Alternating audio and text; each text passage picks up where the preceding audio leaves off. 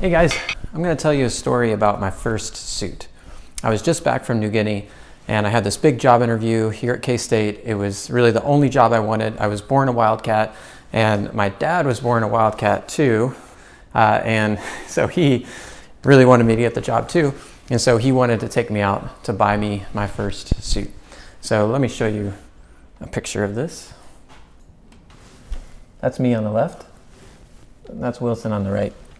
That's his first suit too. And on the inside of that jacket, it actually said Made in Canada. And so, funny thing, I was preparing for my first lecture on globalization and I was looking through my stuff here and I found this old VHS.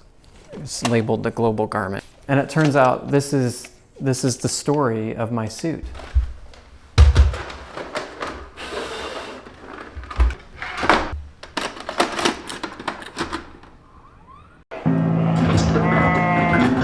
This is where our suit is born, in Australia. Now we are exporting to most of the major continents now. Yeah, the world's getting much smaller. And even he doesn't know how far his wool will travel. 6,000 miles to the city of Amritsar, making the fabric cost less than $20 US per suit because of the Indian advantage. So the average person makes here $2.75 a day. Many villagers used to be weavers, but they couldn't compete with the fast-growing world of machine-made textiles. Logically, Utex's entire suit should be completed in a brand new Indian suit factory a few hundred miles down the road. But that's not how the global village works. There are lots of idle factories in the former Soviet Union eager for foreign business. The workers are paid about $2 for an 8-hour day, less than even India's workers get for the same job.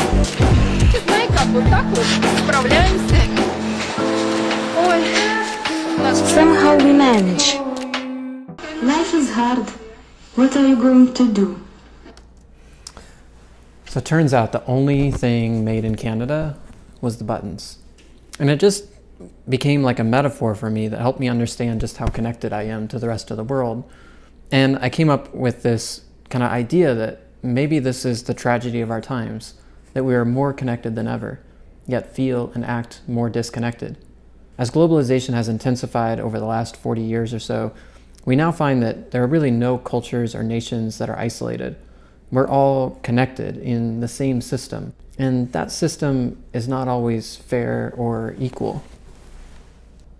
And so, our garment leaves Russia on its return voyage. Our batch of suits heads to a small chain of stores in New York, the last of many partners to benefit from this global dance. It's rapidly leading to a day when a suit's label may simply say, Made on Earth. But how long before a standardized world garment brings pressure for a standardized world wage?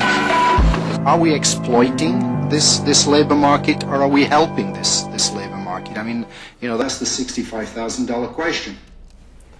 And it's definitely a question that we've become interested in anthropology, is really the nature of what's going on in the world and how it's changing our relationships, and is it fair and equal, and is the world that we've created together the best world that we can imagine? Or if we can imagine a better world, how can we get there? So one of the key ideas that we've developed in anthropology is this idea of structural power. A lot of times we think of power as something that somebody has. Like you might think that the CEO has power. The CEO decides what the wages are and he decides what the suit's going to sell for.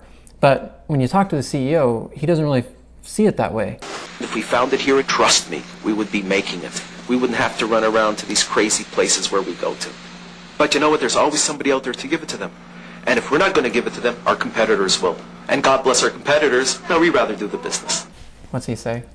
There's always somebody out there to give it to them. And if we're not going to give it to them, there's always somebody out there to give it to them. And if we're not going to give it to them, then our competitors will. What they're saying is that the power is actually in the structure. If he removed himself from the structure, then somebody else would just fill that spot. and pay the same low wages that people are willing to work for. In fact, the executives of this company actually point the finger at the consumer. In the end, it's the consumer who is really calling the shot. Is the consumer willing to pay another $100 for a suit so that the workers in Russia can benefit that much? I don't think so. Are the consumers calling the shot? If you're like me, you feel guilty about buying stuff that you think might be contributing to poverty wages. And it turns out, yeah, maybe he's right that people wouldn't pay $100 more a suit, but a recent study of t-shirts found that it would just cost 20 cents more per t-shirt to provide a living wage for workers in India. I would pay that. And another found that H&M would have to give up less than 2% of its $2 billion profits to provide a living wage for their workers, less than 2 months of its advertising budget. In New Guinea, they say that when you see each other, you help each other. Maybe the problem is that we just don't see each other. The creativity, labor, and spirit that goes into creating the things we wear is compressed into a single number, the price. When price becomes the main way that we measure value, people suffer. Our world suffers. Which brings us to challenge 8. Your challenge is to trace the origins of something you own and try to find somebody in a foreign country who's actually touched the product that you have. It's kind of a way to put a face on globalization, and maybe it'll help us feel a little bit more connected. So it's been about 10 years since I got that first suit, and so this is actually a pretty new suit. And as you can see, it's made in Vietnam.